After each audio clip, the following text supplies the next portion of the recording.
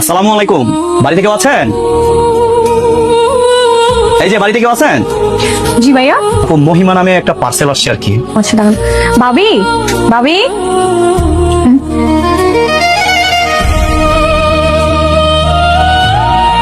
মহিমা, আমার আসলে তোমাকে নিয়ে প্রচন্ড পরিমাণে ভয় হয়।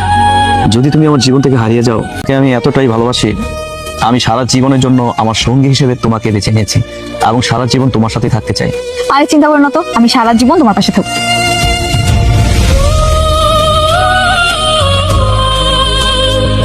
ভাইয়া, আপনার চোখ দিয়ে পানি পড়তেছে? না না, চোখের মধ্যে সম্ভবত বালু ঢুকছে, এর জন্য পানি আসতেছে। আরে না, অতিরিক্ত পানি পড়তেছে। আসেন ঘরে আসেন, পানি দিলে ঠিক হয়ে যাবে। আসতে হবে না আপু। চোখে মনে হয় কোনো কিছু গেছে।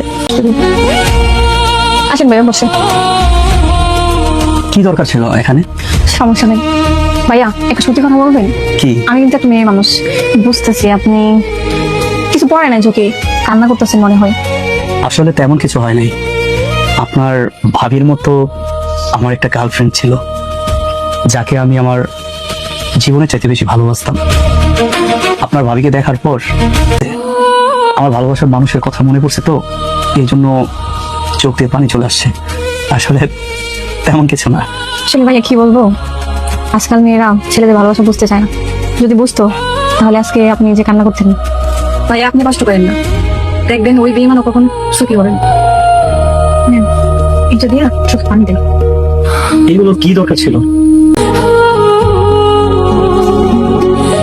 পানি দিয়ে চোখের পানি মুছিয়ে ফেলতে পারবে, কিন্তু আমার মনের মধ্যে যে কান্না জড়িত পানিগুলা সারাক্ষণ বুকের মধ্যে জমছে, সেগুলো কি মুছতে পারবে?